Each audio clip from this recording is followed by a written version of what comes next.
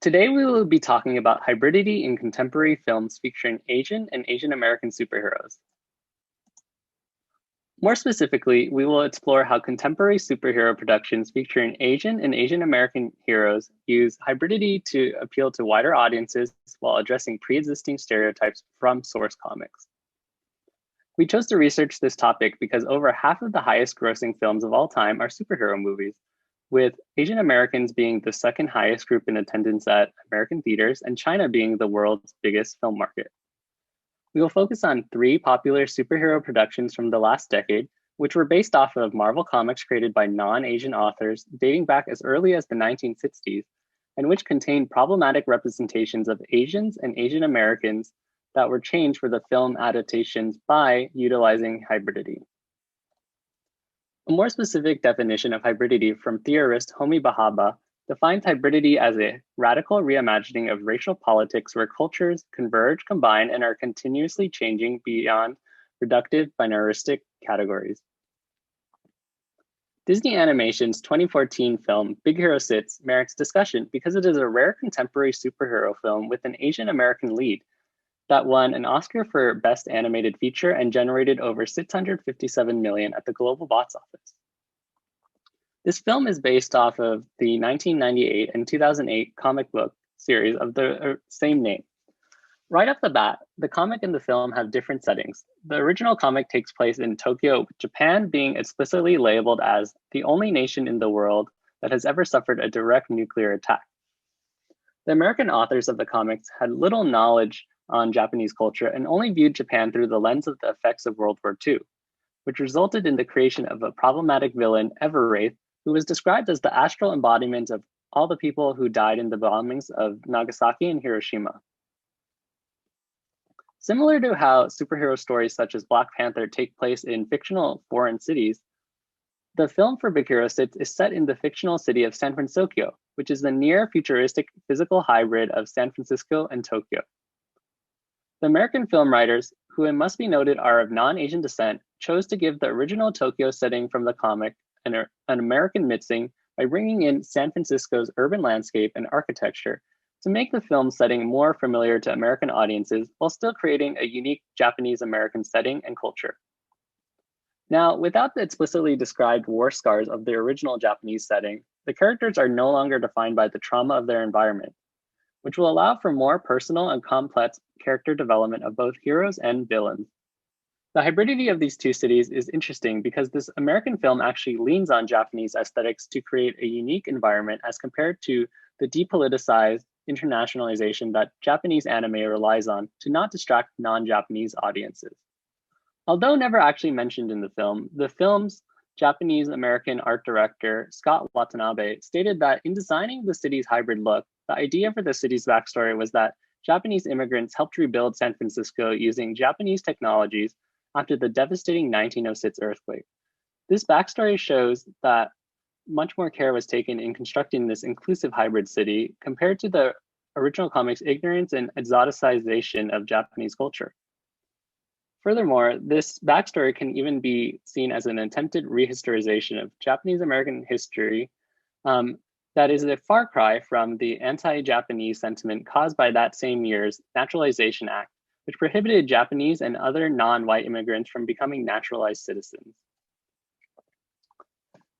In the same manner that the comic's original Japanese setting was hybridized into a Japanese-American setting for the film's hybrid agenda is further supported with the film's choice of altering the protagonist's racial identity.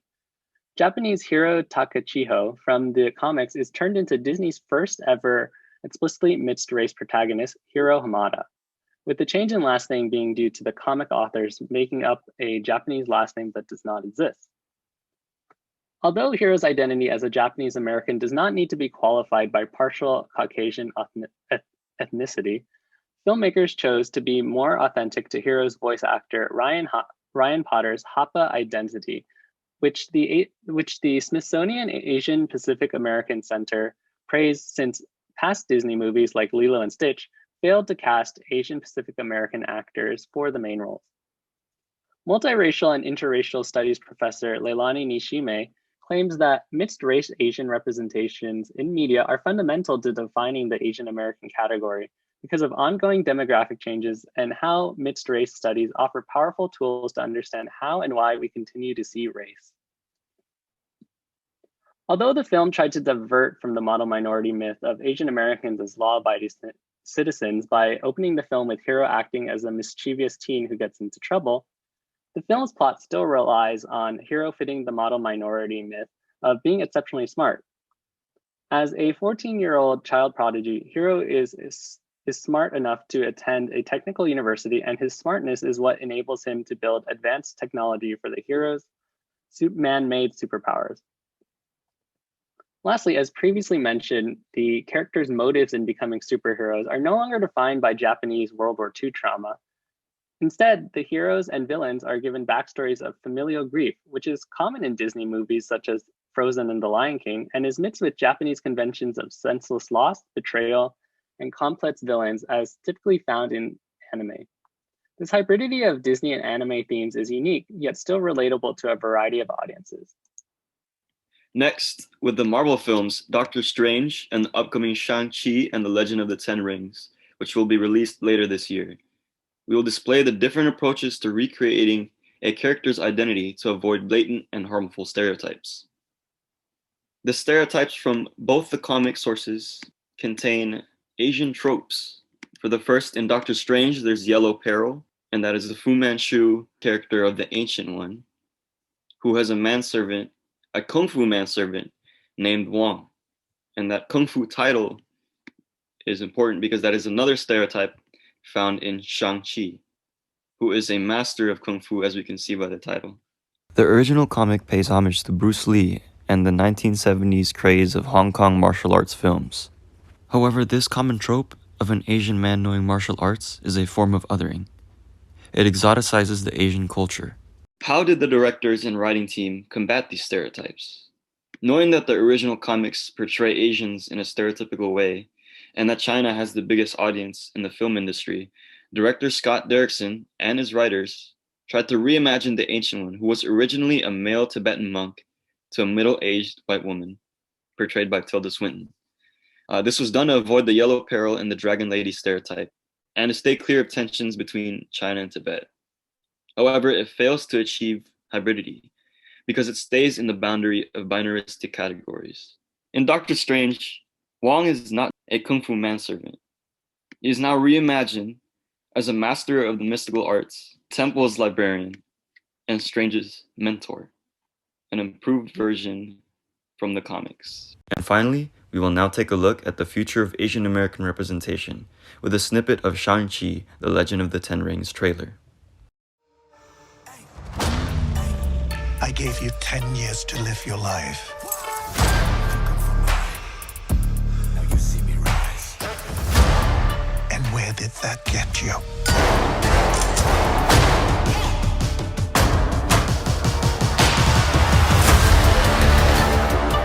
You walked in my shadow.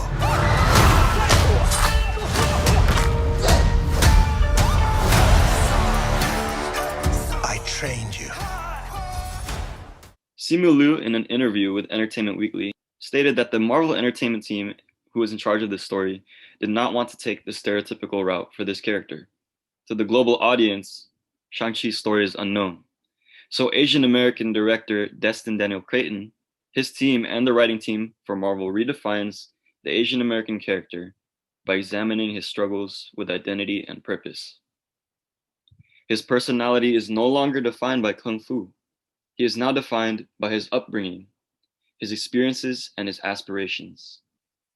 Shang-Chi and the Legend of the Ten Rings will be the first Asian-led superhero film in Marvel's cinematic universe. Contemporary superhero productions such as Big Hero 6, Doctor Strange, and Shang-Chi are results of an improved awareness of the Asian and Asian American identity, while still appealing to global audiences. Here is our works cited page.